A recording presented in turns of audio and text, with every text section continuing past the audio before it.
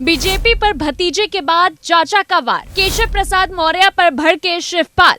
UP में राजनीति उठापटक का क्या है खेल। इस वक्त पूरे देश की नजरें उत्तर प्रदेश में है। जिस तरह वहां बीजेपी के अंदर उठापटक चल रहा है, उससे इतना साफ है कि बीजेपी में ऑल इज नॉट वेल है। ऐसे में कोई सबसे ज्यादा मजे लेते हुए दिखाई दे रहे हैं तो वो है समाजवादी प्रमुख अखिलेश यादव, और इसमें चाचा की भी अब एंट्री हो चुकी है। केशव प्रसाद मौर्य के उस बयान ने उत्तर प्रदेश में सियासी हलचल तेज कर दी, जिसमें उन्होंने साफ कहा कि संगठन सरकार से बड़ा है, जिसका इशारा सीधे सीएम योगी की ओर माने जाने लगा।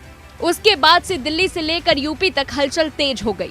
बस केशव प्रसाद मौर्य के इस बयान के बाद अखिलेश यादव ने तंज कसते हुए एक्स पर लिखा, भाजपा की कुर्सी की लड़ाई की गर्मी में उत्तर प्रदेश में शासन प्रशासन ठंडे बस्ते में चला गया है। तोड़फोड़ की राजनीति का जो काम भाजपा दूसरे दलों में करती थी, अब वही काम वो अपने दल के अंदर कर रही है। इसीलिए भाजपा अंदरूनी झगड़ों के दलदल में धंसती जा रही है। जनता के बारे में सोचने वाला भाजपा में कोई नहीं है।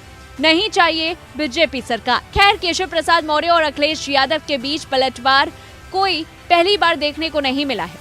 सदन के अंदर भी दोनों के बीच इस तरह देखा गया है। जब अखिलेश ने वार किया तो केशव का पलटवार तय था, और ऐसा ही हुआ था। केशव प्रसाद मौर्य ने एक्स पर पोस्ट करते हुए लिखा, सपा बहादुर श्री अखिलेश यादव जी, भाजपा की देश और प्रदेश दोनों जगह मजबूत संगठन और सरकार है। सपा का पीडीए धोखा है। यूपी में सपा के गुंडे राज की वापसी असंभव है। भाजपा 2037 विधानसभा चुनाव में 2017 दोहराएगी। हैशटैग फिर एक बार डबल इंजन सरकार। बस इस पोस्ट के बाद अखिलेश से पहले चाचा सामने आ गए। समाजवादी पार्टी के पीडीए फॉर्मूले को धोखा बताना चाचा अखिलेश यादव को बिल्कुल बर्दाश्त नहीं हुआ। उन्होंने केशव प्रसाद मौर्य और बीजेपी को उन्होंने पीडीए का मतलब समझा दिया। पीडीए सामाजिक न्याय के विस्तार की गारंटी है। पीडीए हर दलित, अल्पसंख्यक, वंचित और पिछड़े के अधिकार की गारंटी है। यह पीडीए की ताकत ही है जिसने सत्ता के मद में डूबी भाजपा को उत्तर प्रदेश में रोककर केंद्र में सहयोगी दलों पर निर्भर कर दिया। यह पीडीए ही है जिसने सिराथू में आपको प्रचंड हार दी। वहीं अखिलेश यादव तंज कसने में अभी भी पीछे नहीं हो रहे हैं। यूपी सरकार में खींचतान के बीच डिप्टी सीएम केशव प्रसाद मौर्य बुधवार देर रात दिल्ली से लौट आए। 2 दिन में केशव प्रसाद मौर्य ने दिल्ली में भाजपा अध्यक्ष जेपी नड्डा से 2 बार मुलाकात की, लेकिन उनकी पीएम मोदी और शाह से मुलाकात नहीं हो पाई।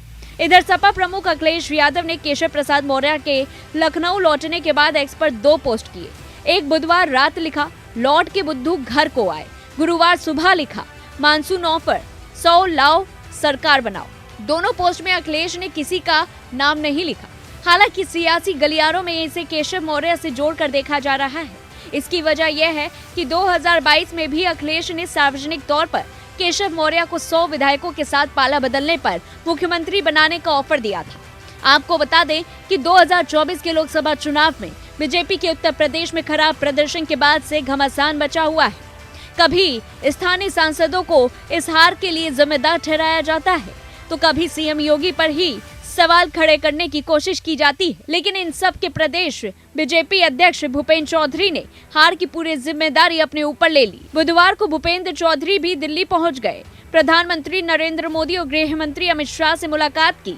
उन्होंने उत्तर प्रदेश में सरकार संगठन के बीच मौजूदा खींचतान और लोकसभा चुनाव की रिपोर्ट दी और हार की जिम्मेदारी ली। भाजपा के पूर्व राज्य मंत्री सुनील भराला ने प्रदेश अध्यक्ष भूपेंद्र चौधरी का इस्तीफा मांगा। उन्होंने एक्स पर लिखा, संगठन सरकार से बड़ा होता है। केशव प्रसाद मौर्य, वैसे ये पंडित दीनदयाल जी भाग 3 पर लिखा है। उन्होंने अपनी पोस्ट में भाजपा प्रदेश अध्यक्ष भूपेंद्र चौधरी से इस्तीफा देने की बात कही है। लिखा, माननीय प्रदेश अध्यक्ष भूपेंद्र चौधरी को अविलंब हार की नैतिक जिम्मेदारी लेते हुए अपने पद से त्यागपत्र देना चाहिए। सुनील भराला ने आगे लिखा, भाजपा में ऐसी परिपाटी रही है जहां तत्कालीन अध्यक्षों जैसे कलराज मिश्रा जी, विनय कटिहार जी आदि ने इस्तीफे दिए थे। संगठन का असली कार्यकर्ता वो ही है जो अपने गद्दी से पहले अपने संगठन व पार्टी के बारे में सोचे। खैर, कल शाम में सीएम योगी आदित्यनाथ ने आगामी सत्र को लेकर राज्यपाल आनंदीबेन पटेल से मुलाकात की। इस दौरान सबकी नजरें लखनऊ में गड़ी रही कि शायद योगी कोई बड़ा फैसला लेंगे, लेकिन ऐसा कुछ नहीं हुआ।